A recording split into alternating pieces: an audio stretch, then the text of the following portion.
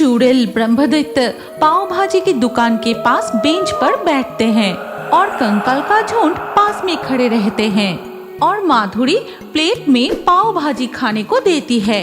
आहा, कितनी स्वादिष्ट पाव भाजी है। जो भी इस केवड़ा तला शमशान की पाव भाजी खाएगा उसकी आत्मा तृप्त हो जाएगी। जहाँ दिन के उजाले में भी गांव वाले जाने से डरते थे, वही यानी केवड़ा तला के शमशान के बिल्कुल पास एक छोटी सी पाव भाजी की दुकान थी। दिन में वो दुकान बंद रहती थी। शमशान में ये पाव भाजी की दुकान खुलता था ठीक रात 11 बजे के बाद। मेरी सब्जी तैयार है, चलो अब हम जल्दी शमशान चलते हैं। शायद हमारे ग्राहक इंतजार कर रहे होंगे। हाँ भाग्यवान, चलो चलो, ये ब्रेड खरीदकर लौटने में थोड़ा देर हो गई। इसके बाद दिनेश और उसकी पत्नी माधुरी आधी रात को पाव भाजी और सब्जी लेकर केवड़ा तला शमशान में पहुंचते हैं।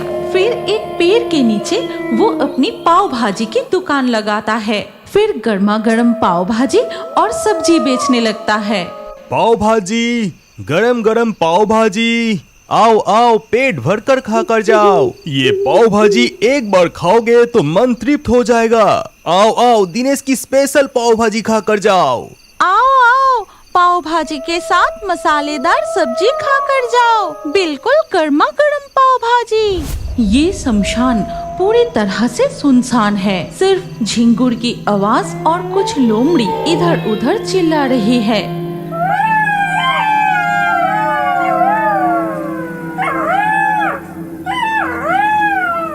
ठीक तभी शमशान के पास वाले रास्ते से साइकिल चलाकर घर लौट रहा था दिनेश के एक पड़ोसी।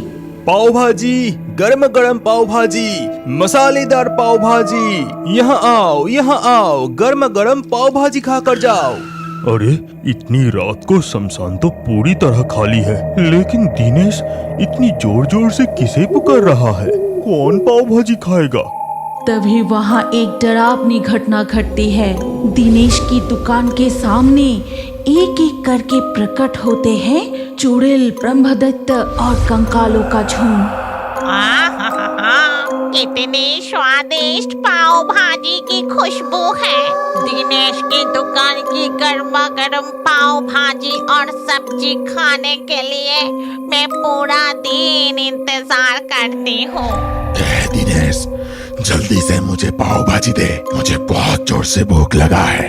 हाँ हाँ, अभी देती हूँ, आप लोग बेंच पर बैठ जाइए। चुड़ैल ब्रह्मदत्त पाव भाजी की दुकान के पास बेंच पर बैठते हैं और कंकाल का झुंड पास में खड़े रहते हैं और माधुरी प्लेट में पाव भाजी खाने को देती है।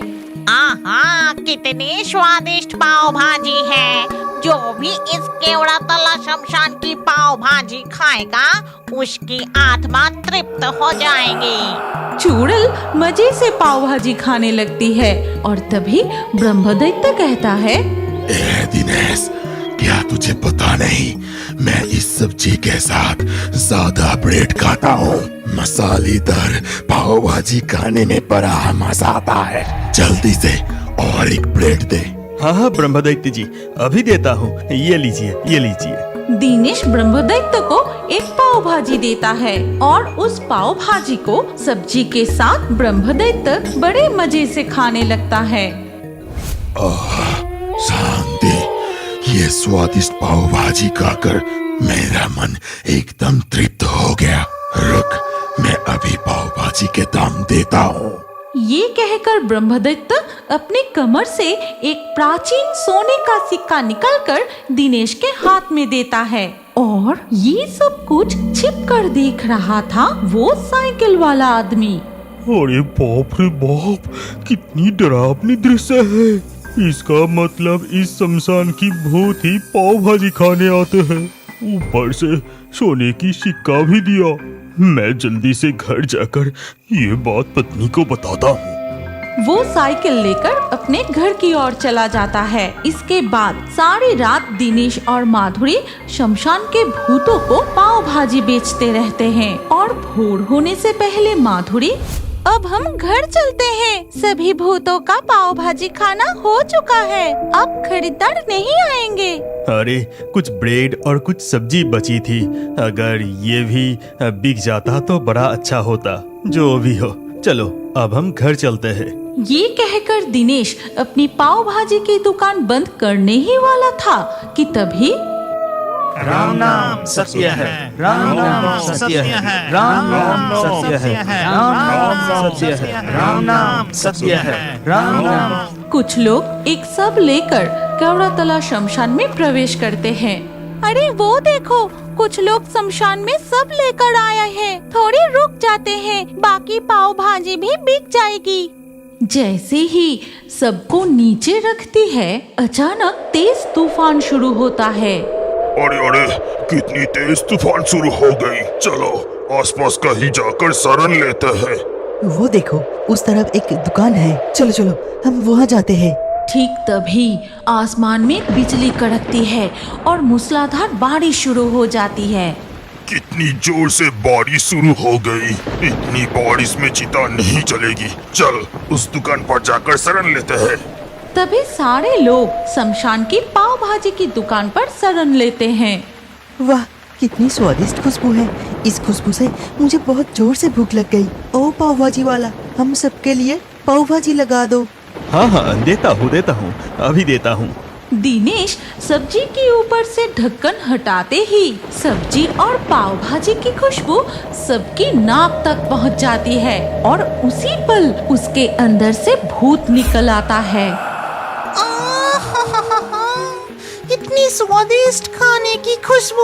वो रहा, उस तरफ से ये खुशबू आ रहा है। मैं जाता हूँ।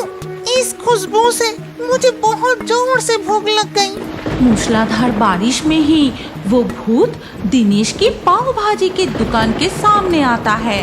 फिर वो कहता है, तुम पाव भाजी बेच रहे हो? मुझे एक प्लेट दो, बहुत जोर से भूख लगी है। हाँ, देती हूँ, मैं अभी देती हूँ। फिर माधुरी उस भूत को पत्ते की प्लेट में पाव भाजी खाने को देती है और वो भूत मन भर कर पाव भाजी खाने लगता है। और ये देख वो सभी लोग, अरे बाप रे बाप, ये तो भूत है। भूत पाव भाजी खा रहा है। हे भगवान। अरे ये भूत तो बिल्कुल हमारी कलवा की तरह दिखता है। ये कलवा तो नहीं है। अच्छा, तुम लोग मुझे बारिश में अकेला छोड़कर यहाँ मजे से पाव भाजी खा रहे हो। तुम लोगों को हिम्मत कैसे हुई?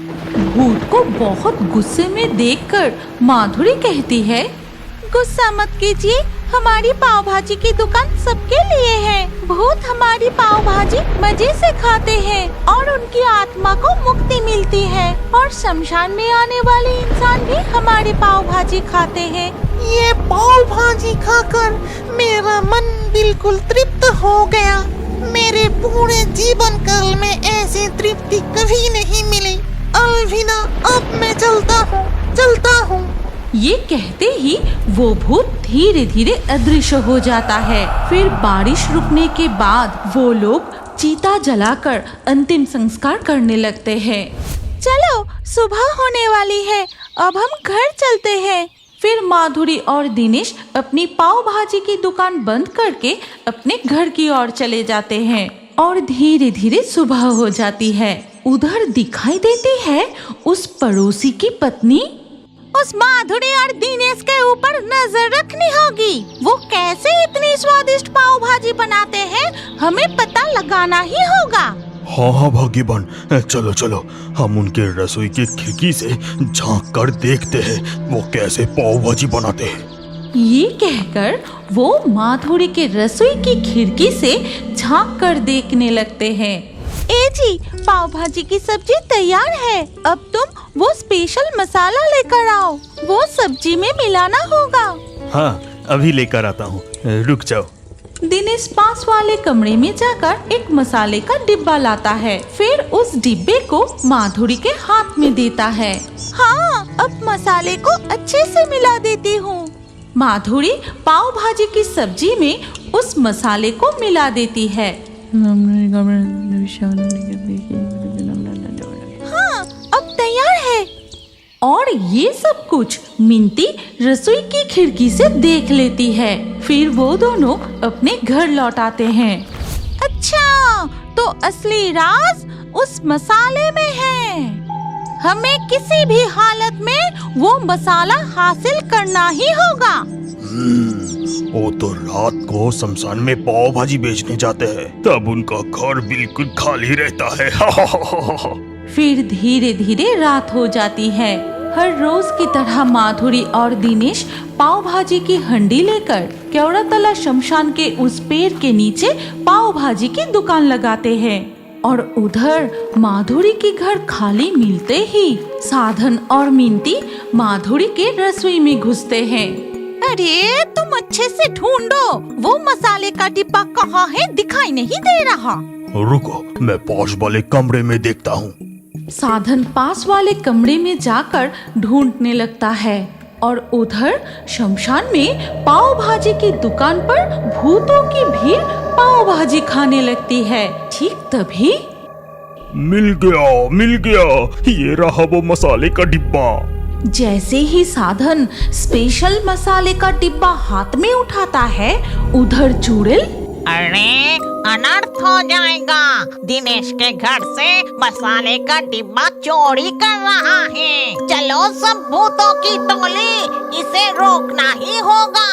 उसी समय चुड़ैल, ब्रह्मदत्त और कंकालों का झुंड शमशान से अदृश्य होकर माधुरी के घर पहुंचता है। और इधर माधुरी कहती है, हे जी, अगर वो स्पेशल मसाला किसी लालची इंसान के हाथ लग गया तो अनर्थ हो जाएगा। अब क्या होगा? क्या आप जानते हैं कि आपका नाम भी हमारे कार्टून वीडियो में आ सकता है? और आज के लाकी ड्रॉ में चुने गए नाम हैं शिवम, अंजलि, विकास, किस्मत, अमन, सुष्मिता, रेशमी, नरेश, रणवीर, राबिया, शाकिल, मंतसा, मनीषा, अंकिता, संतोषी। आपका नाम और अच्छे कमेंट हमारे अगले वीडियो में देखने के लिए अभी हमारे fairy Toons horror story channel को सब्सक्राइब कीजिए। फिर आपका नाम कमेंट में लिखिए और स्क्रीन के ऊपर जो अगला वीडियो दिख रहा है उस पर क्लिक करके उसमें भी अपना नाम लिख दीजिए। आपका नाम हमारे कार्टून वीडियो में जरूर दिखाया जाएगा।